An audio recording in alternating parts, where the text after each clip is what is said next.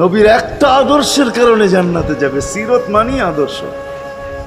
আর এটা আমরা কদমে কদমে মুহতাজ।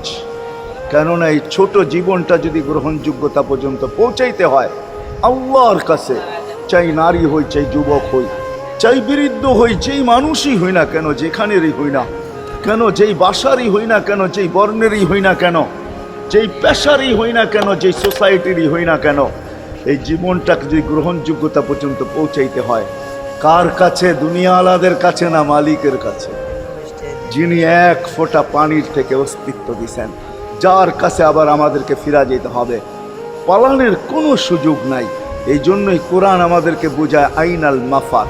আল্লাহ বলতেছে কোথায় ভাগবে তুমি, বলো কোথায় ভাগবে?